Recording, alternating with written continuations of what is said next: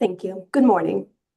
Your Honors, may it please the court. Again, my name is Haley Yesman for Appellant Kevon Moon. Our argument today has three parts.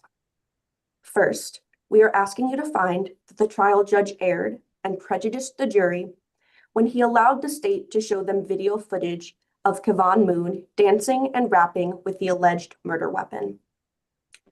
We are also asking you to find that the trial judge erred by allowing the lead detective to sit with the state at their table throughout trial. Finally, we will be arguing that Moon's trial attorney provided constitutionally ineffective assistance when he blatantly failed to object as the state impeached its own non-hostile witness on direct examination.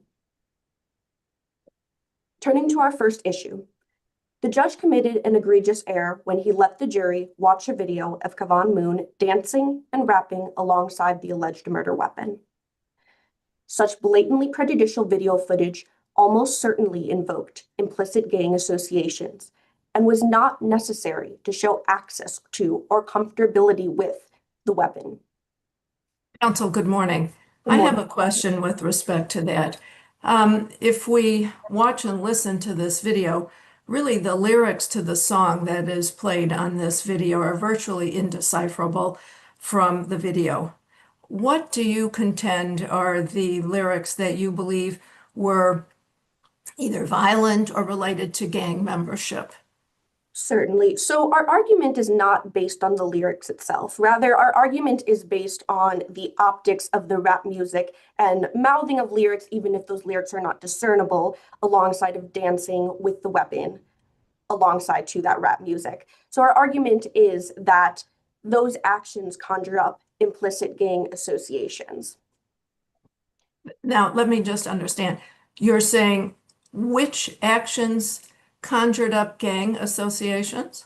Yes. So the fact that there is rap music playing in the background, first of all, even if the lyrics are not discernible, and that combined with the fact that Kevon Moon was dancing along to the music, waving around the weapon and mouthing the lyrics. So you're saying rap music and a gun conjures gang membership? Not that it conjures gang membership, but that it can conjure implicit bias in which people associate that with gang membership and then believe based on that, that person is more likely to be morally corrupt or to act in a violent manner. Well, if we look at this video a little more closely, it was created, we know, 2 days before the shooting incident in this case, and James can be heard referencing twin guns, twin Glocks, and we know that they both repeated the word, the defendant did also, Glock, and the defendant said something about a lot of headshots. So we're not talking about the lyrics here or the music, but wouldn't those relevant comments have been lost to the jury if the court had prohibited the state from playing the video with the audio? Because we know that there was an association of the guns that were used. They were similar to Glocks, if not Glocks, with what was stated by the two on the video. So to that point, I would say, even if evidence is relevant, it does need to be considered whether it would be unduly prejudicial at the same time. So here, the facts that you're talking about, the fact that he knew what type of gun it was, that he was holding it and had access to it, that all was also separately adduced through detective testimony at other points in the trial. Showing this particular video footage was not necessary in order for the state to prove up that information. And even the judge himself recognized on the record, he said, videos such as these, they can conjure up gang affiliations. And yet he allowed the jury to watch the entire video without any redactions. And so Oh, I believe there was a redaction, was there not? Unless I misunderstood. The cache, the part of it that had cache that was flashed, that was redacted. Yes, that is, to my belief, a separate video, like a separate exhibit from the state. So this particular video that I am referencing was shown in its entirety. I see. Yes, it is the video where he was dancing and rapping alongside. So the judge did consider requests to redact all of it, but then only redacted that one part and did not provide an explanation as to why he did not redact this other part. And our standard of review here is abuse of discretion, correct? Yes, that is correct. So because the judge did acknowledge on the record that videos with these elements could conjure up associations with gangs or bring about implicit biases, and then still proceeded to allow the jury to watch this exhibit in its entirety, we are arguing that the judge abused his discretion. And then let me just ask one other question. Your argument is based on the premise that jurors are inherently biased against rap music, but this specific argument was not made in the trial court. That wasn't the basis of the objection. And the trial court did not have the opportunity to rule specifically with respect to that. And now you're introducing or asking us to consider articles that the trial court didn't have in front of it, didn't have the opportunity to read, to establish a premise that, as I said, the trial court didn't even have a chance to look at. Right. How is that proper? Sure, understood, Your Honor. So I think it's important to differentiate here what our purpose in citing to the articles is. So our argument itself is that elucidating gang bias is improper, that implicit bias can unduly prejudice the jury, especially when associated with gang affiliations.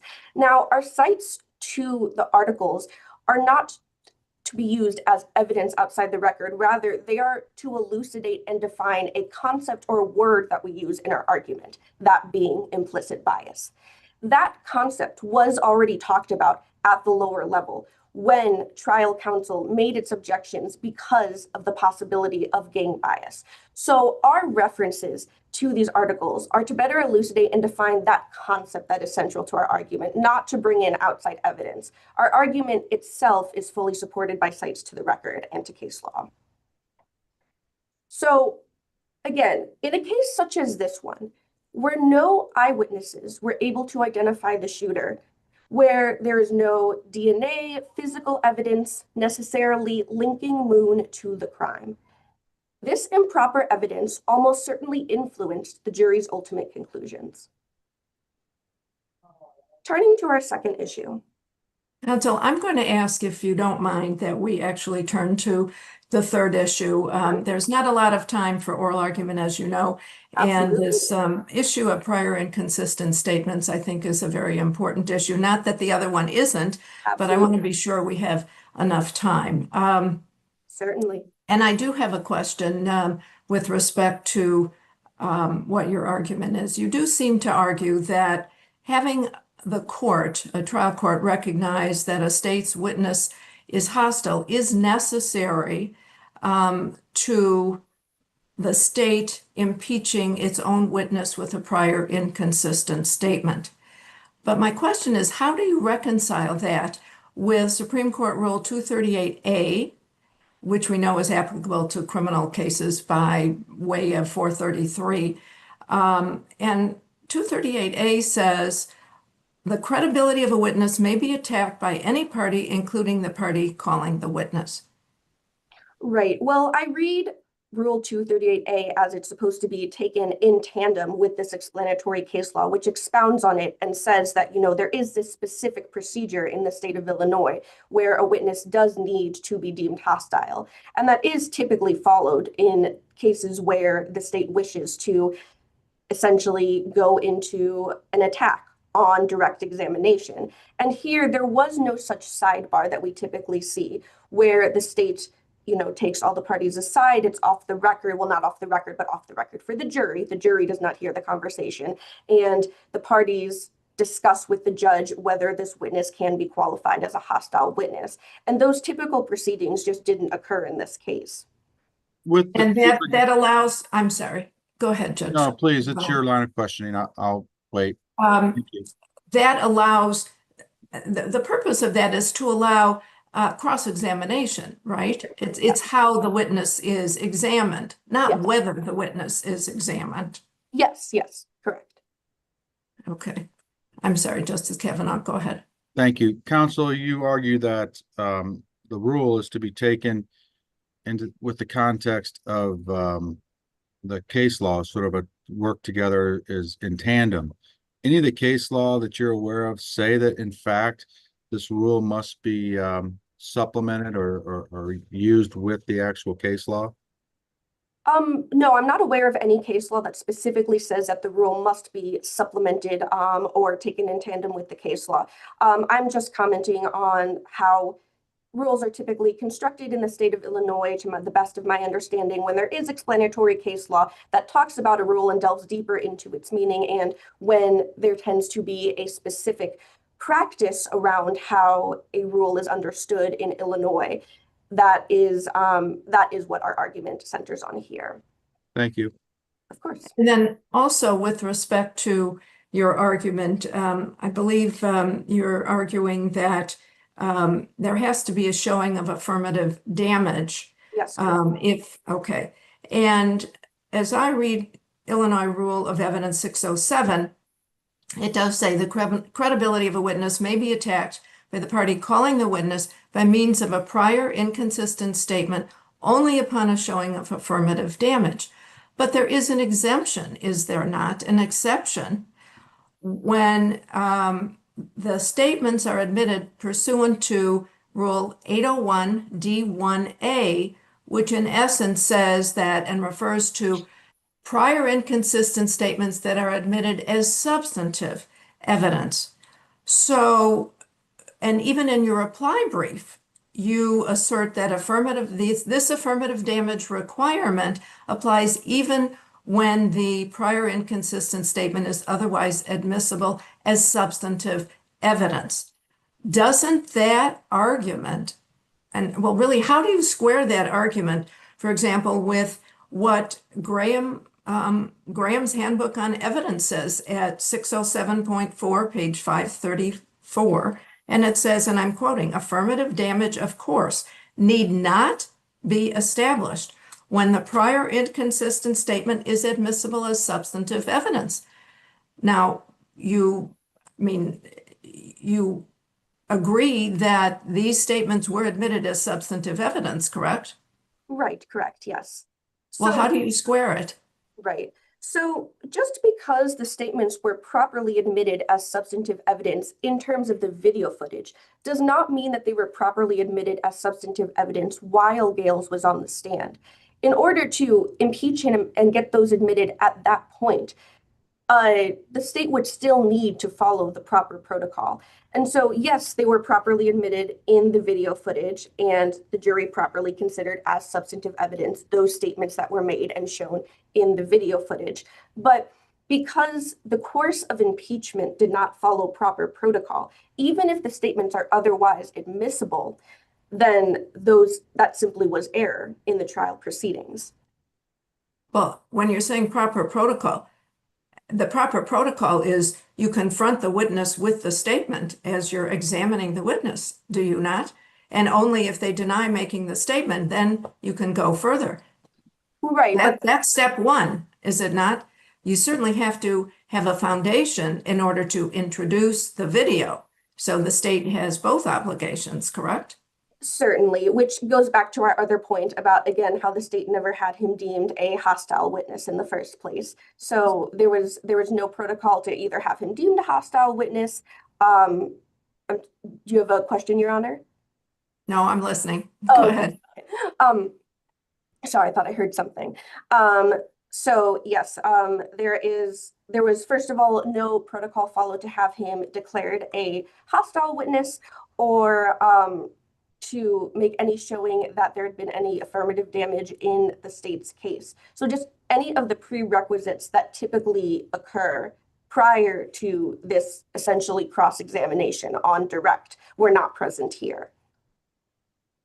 Well, are you aware, maybe can you give this court any authority expressly stating that the affirmative damage requirement does apply when the prior inconsistent statements do come in as substantive evidence and meet the requirements of the Rule 801 D1A and also 115-10.1?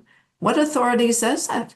Right. So I don't believe there's any authority that deals with this particular scenario and says that exactly. Rather, it is our construction of the existing authority and what is practiced throughout the state of Illinois in conjunction with these particular factual circumstances that is what our argument hinges on, that because the protocols were not followed here, then the resulting impeachment of Gales on the stand was improper, and that those answers should not have been elicited, even if they were elicited through proper means otherwise.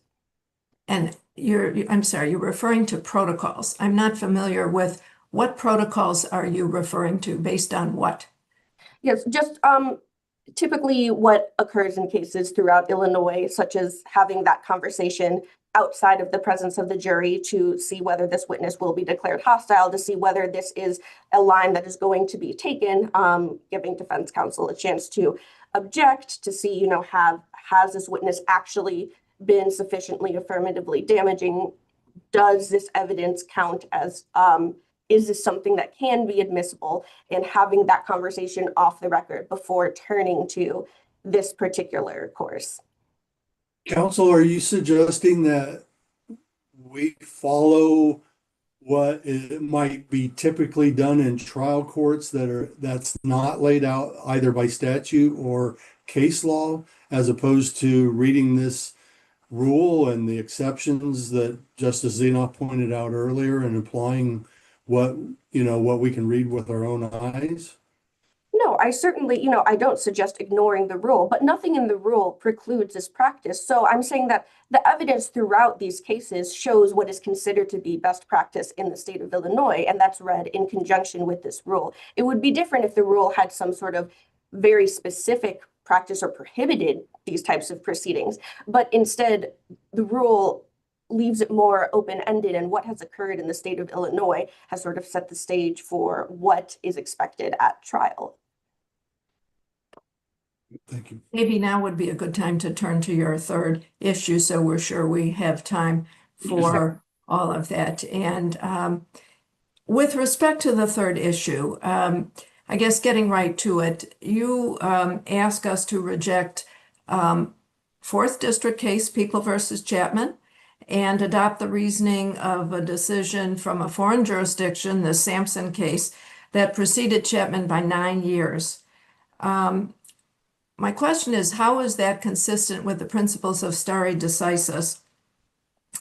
And with the adoption of Illinois Rule of Evidence 615, do you believe that abrogated all of the body of case law that came before it? Certainly. So turning to, I'll start with the second part of your question. Sure. Not that it necessarily abrogated all of that case law, but that case law was relevant at a time when Rule 615 said something different. So now that Rule 615 has evolved to essentially codify this growing consensus that a lead detective should not be allowed to sit with the state throughout trial, that case law does need to be eyed with that in mind. It's not that it shouldn't be looked at or shouldn't be considered, but there does need to be a consideration of the fact that the rule has since changed, and that a lot of this case law relies both on an old rule and opinions that predate the rule change. And so more on this issue.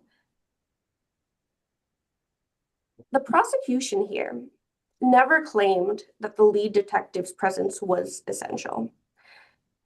In the written... Is there magic language with respect to that? Did that actually have to happen? I mean, there is another part of the rule, the exception, where certainly the state could designate a law enforcement officer as its representative. I know it's a two-part question, but... Sure. Certainly they could, and I know that Chatham does talk about that. However, in the committee notes that Chatham actually cites itself, it indicates that it is that portion is applicable, that it is applicable to designate someone as a representative when it is extremely important. That is the language that is used, extremely important to the presentation of the state's case.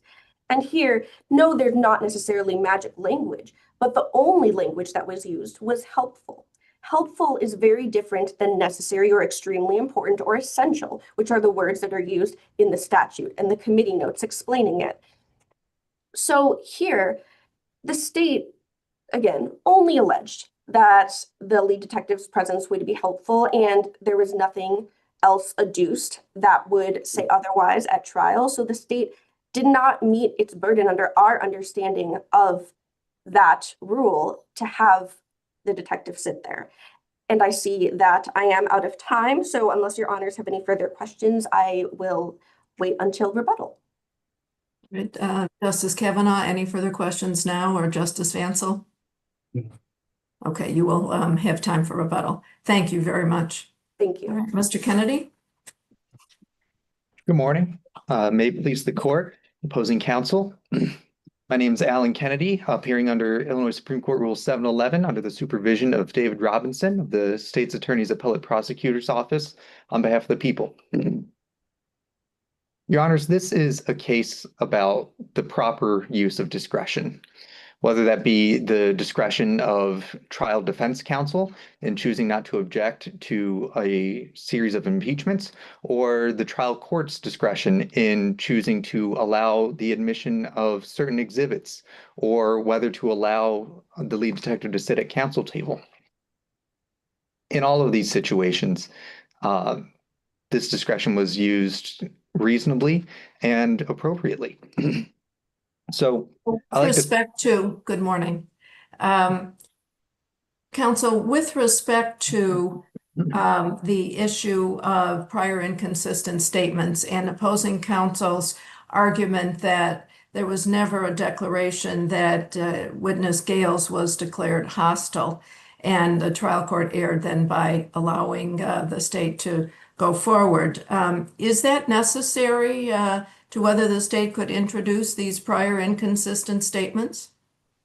No, Your Honor, not in this situation. So defendant, in arguing that the rules of evidence required a declaration that Alexander Gales was hostile in order to impeach him on direct examination, ignores flat out the existence of 725 ILCS 5/115-10.1, which was the process by which the state elicited and offered these statements as substantive evidence. And from reviewing the record, it becomes clear that this is the case. When Gales was originally called, they brought him in outside the presence of the jury. And at that point, it seems, although they never explicitly said so on the record, that the state was attempting to have an acknowledgement hearing under subsection C2B of 115-10.1. At that point, they went through an offer of proof in the form of a question and answer with Gales. Gales, he refused to acknowledge his prior statements, and so the acknowledgement hearing in that sense failed. At that point, the state kind of had to pivot and brought, during their direct examination, once the jury was actually present, they switched to eliciting the statements under subsection C2C. And we would admit that, or acknowledge that the state failed to provide the necessary foundation at the time the statements were elicited for subsection C2C, that the statements were coming from an actual video recording. But they laid that foundation later by admitting the actual video recording. And although it's absent in defendant's brief, the state also prefaced the first of these prior inconsistent statement impeachments by reciting to Gales that these statements they were impeaching him with were coming from a video recorded interview with the Bloomington Police Department. And So is so, there also, oh, I'm sorry, go ahead and finish. no, finish. please, Your Honor. Is there also a requirement, as opposing counsel suggests, that there be affirmative damage to the state's case before these statements could be admitted? And indeed, is affirmative damage just saying, I don't recall, I don't remember, as was done here? Your Honor, when eliciting statements under section 115-10.1, there's no affirmative damage requirement. And I remember Your Honor asked opposing counsel about this. We do have case law that this is the case. Pointing to People v. Van Oat, a 2012 Fourth District case that stands for the point that a witness's statements don't have to be contradictory or damaging in order to be inconsistent for the purposes of section 115-10.1. It goes on to say that inconsistency can be found in evasive answers, silence, or even just changes in opinion. It's also worth noting that People v. Van Oat was quoting People v. Flores, a Illinois Supreme Court case from 1989, that goes even further, saying that when a witness now claims not to remember something that they formerly affirmed, that former affirmation should be admitted as a contradiction. So, And these under- statements were admitted for impeachment, or were they admitted as substantive evidence? they were admitted as substantive evidence under section 115-10.1, Your Honor. And you argue it in your brief at page 11. In fact, I'm going to quote, rather than impeach Gales with his prior statements to show the jury that Gales was being untruthful, the state properly admitted each of the statements at issue as substantive evidence under section 115-10.1. Counsel, can you let me know, there's no record citation there, where in the record were these statements admitted as substantive evidence by the court? And where was there a request to admit them as substantive evidence by the state?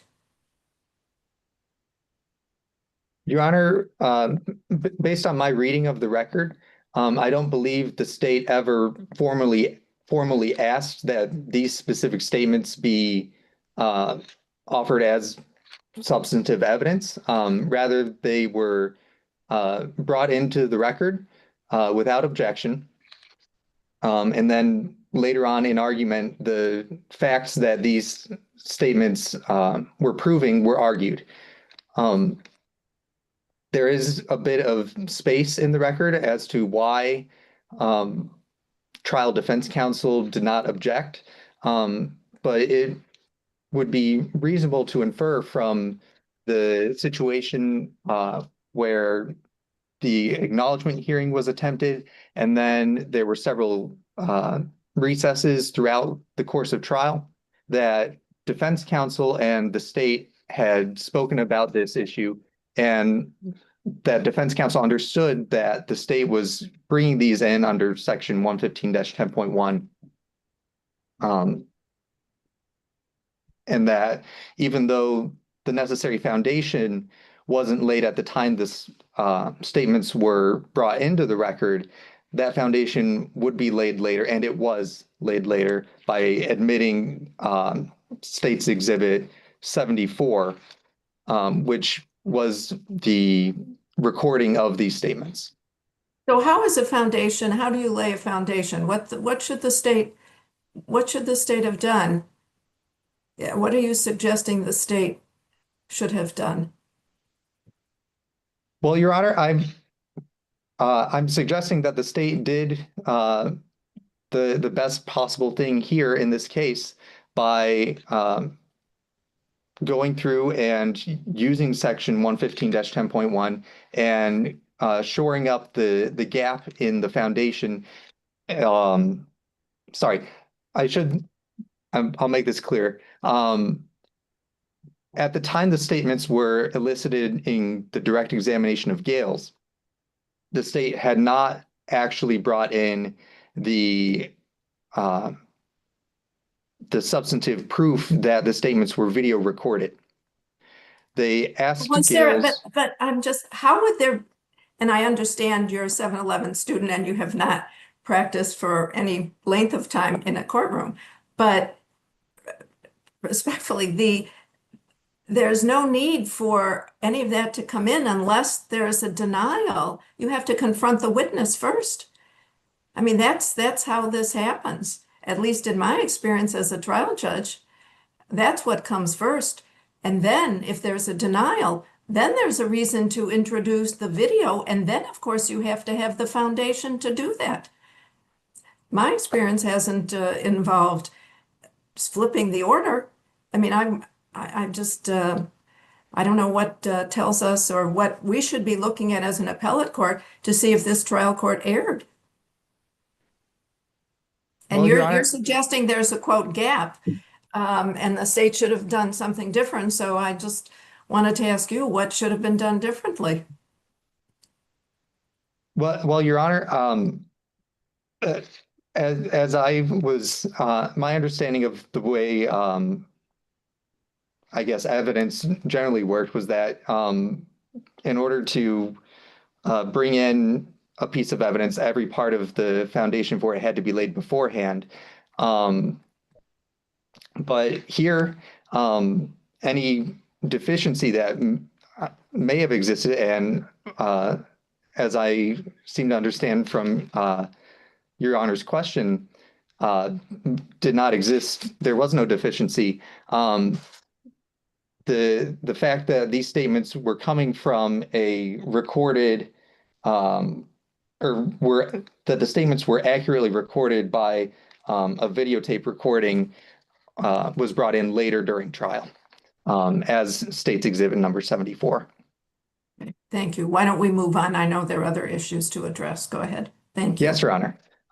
Turning towards the issue about the exhibit concerning rap music in the background. I believe Your Honor asked a question about the relevant comments that the defendant as well as his co-defendant made in the video being lost if the video had been redacted or otherwise altered to remove the rap music. And I think that hits the nail exactly on the head. The audio of this particular exhibit establishes that defendant was aware of the weapon he was holding. It helps to identify that the weapons in the video match the weapons that are depicted in other exhibits. And it establishes that the defendant was familiar with this weapon, that he had possession of it, and that he had the necessary comfort level with those particular weapons to be capable of using them in the charged offense. When it comes to the actual music itself, we agree that the lyrics are practically indecipherable. But opposing counsel argued that that didn't matter, that really what was objectionable and prejudicial was the fact that it was rap music and guns. And if I understood her argument, how do you respond to that? That that's where the prejudice was, and that the secondary sources that the trial court didn't consider but didn't have to consider established that. Well, Your Honor, we disagree that the mere presence of rap music leads jurors to an implicit bias that necessarily would prejudice the defendant. When it came to the trial court's decision to allow these exhibits to be admitted, the court frankly considered all of these things in the motions in the hearing on the motion in limine. And it bears noting that the state's motion in limine included a great deal more evidence that was not allowed into trial and that the jury never saw. As Your Honor noted before, that there were exhibits that depicted cash and other images or things that would suggest a connection to gang violence in this case, and the trial court refused to allow those exhibits into evidence. Instead, what was allowed are a limited number of videos that prove the defendant had both possession and access to the murder weapon. For those reasons, the court reasonably used their discretion.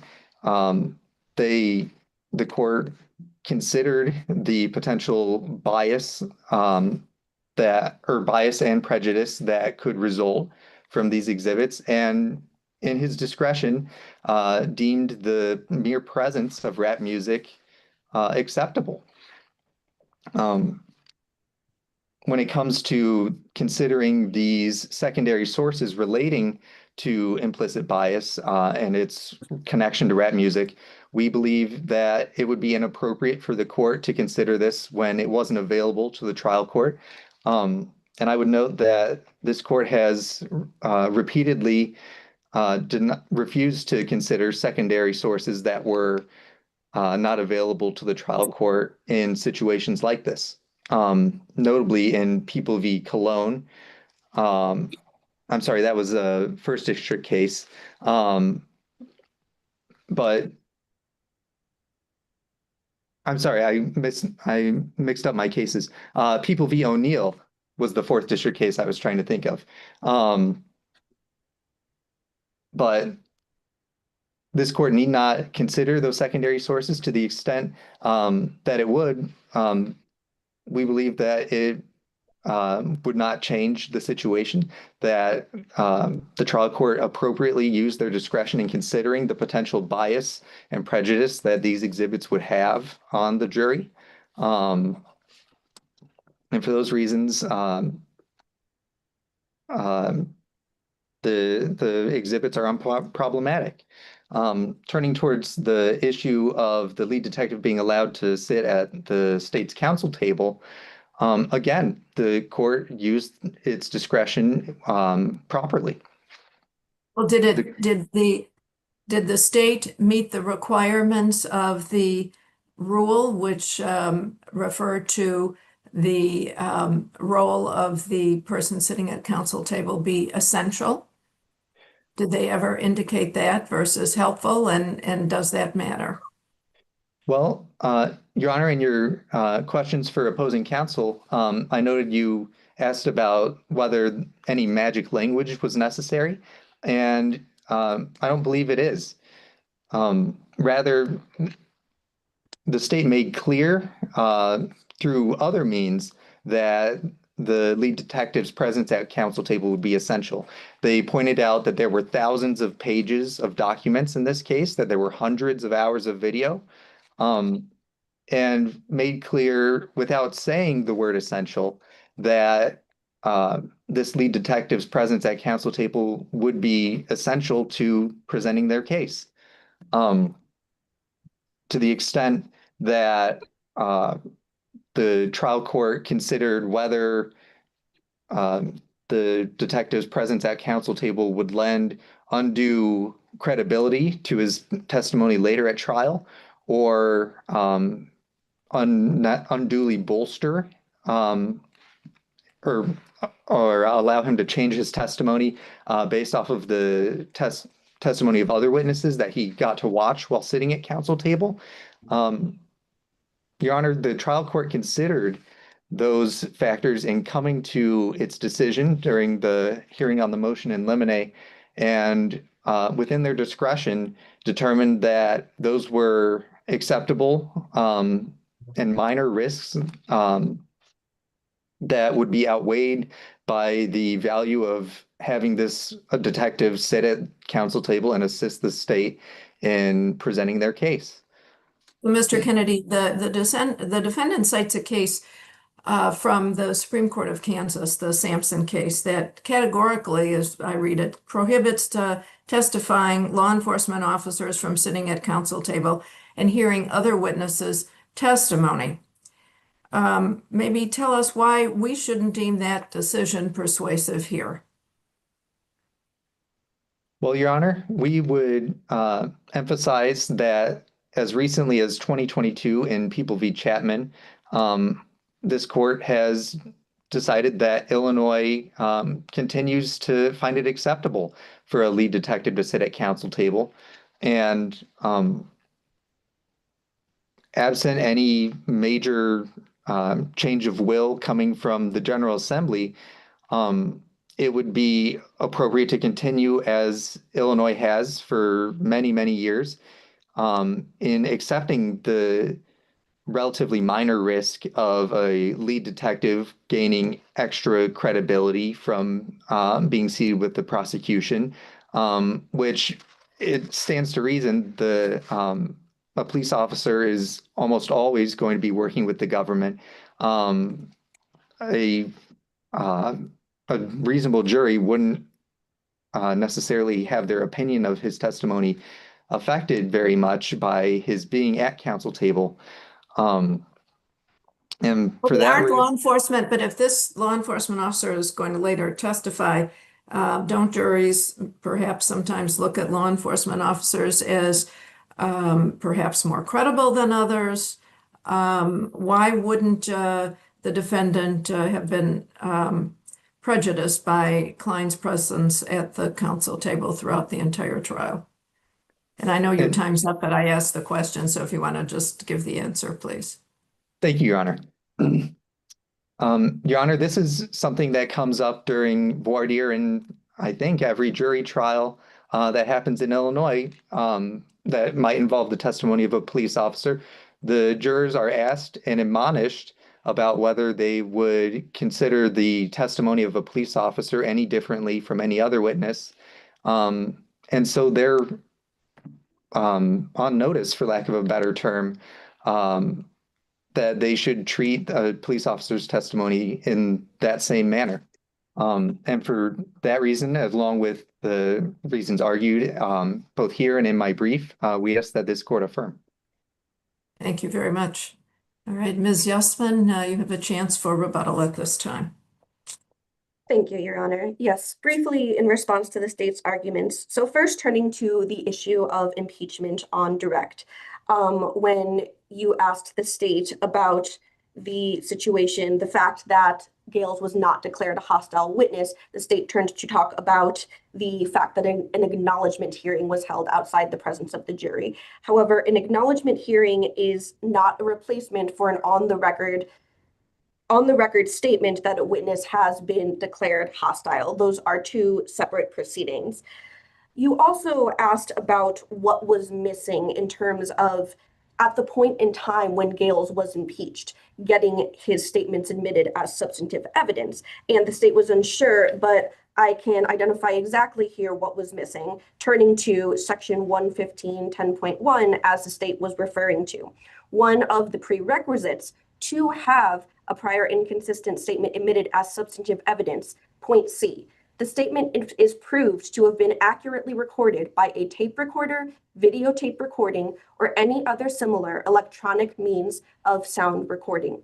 At this point in time, as was adduced through both my words today and the state's, at the time that Gales was impeached, no video footage had been introduced. There was no foundation laid for any of the video footage that was later introduced. So the protocols were not followed at that point in time. That impeachment, the use of that information for that impeachment, there had been no foundation set for those prior inconsistent statements. And that was simply improper at that point in time at the trial.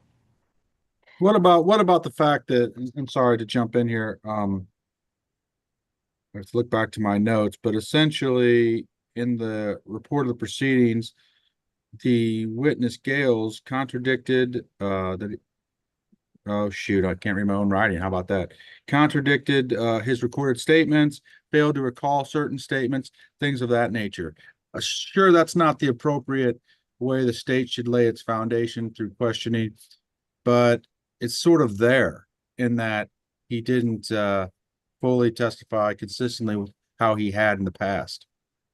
Right, sure. But even as you, Your Honor, identify yourself, it is only sort of there. And Right. this protocol lays out something very specific that must be done here. And foundation that is sort of set is not the same as foundation that is fully set. And Well, that, but isn't that really for the court? That's for the court to make the determination as to whether or not it's appropriately reliable. And once the court's made that decision, that's really the purpose of the protocol, I suppose. Certainly, but at this point in time, all that was said was that there was video footage and that he said something different. There was no indication that it had been reliably recorded. There was no indication that that video footage was available to show the jurors at that point in time. So the foundation just simply wasn't set based on what the state said at that point. Excuse me, but the exhibit wasn't introduced then. There was no motion to introduce it then. Right, exactly. Well, I don't know. I think, again, we're putting the cart before the horse, I guess, as I think, but I don't want to take time from your rebuttal argument. So go ahead. Certainly. Well, again, it is our position that there would need to be that foundation first. And because the video had not been moved to be introduced, it was not proper to impeach at that point in time. So turning now to the video footage of Kevon with the weapon and the rap music. The state brought up again that there would be perhaps information that was in that video footage that the jurors would not have otherwise heard, but the state is incorrect because any commentary made during that footage, any showing of the gun, any comments about the model, that was all adduced through separate detective testimony. So again, there was no need to show this particular video footage to get that information out for the jury. And even the judge himself acknowledged, yeah, this could be prejudicial. So not only does the judge say, yes, it can be prejudicial, there's also other means through which it can come through in trial. So there's simply no excuse for it coming through in this notably prejudicial fashion. And then finally, in terms of the detective at the table, we would just note again that all other witnesses were subject to an exclusion order. So even if the jury said that they could be fair, they were presented with a situation where one witness was visibly associated with the prosecuting entity. And with that, I do see my time is up, and we would ask. Counsel, I'm sorry. I know you're trying to summarize, but could you address Chapman, our decision in Chapman? Certainly. Is there something particular you'd like me to address in it? Well, essentially, we acknowledge that other states allow for detectives, like inclined circumstances, to be at the table, but Illinois has well settled precedent that that it is allowed, which is maybe surprising authority, but it's problematic for your position. So I wondered how you wanted us to deal with that.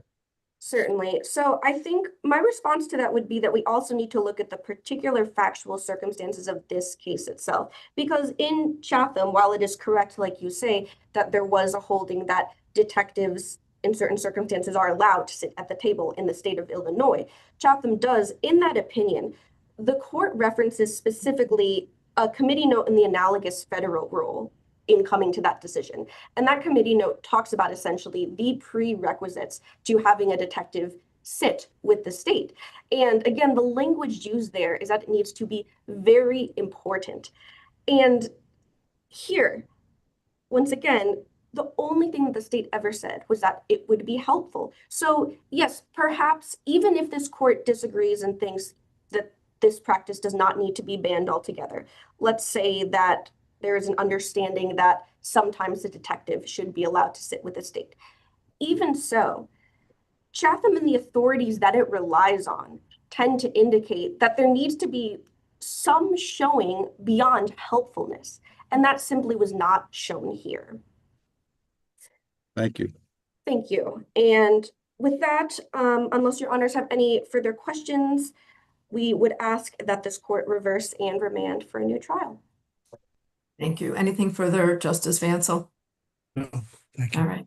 Thank you very much, counsel. The court appreciates the arguments that were made this morning, and the court will take the matter under advisement and render a decision in due course. Again, thank you very much for your arguments this morning, and I know we had a lot of questions for you, but appreciate your attentiveness and your responsiveness. Thank you. Thank you, Your Honor. Thank you.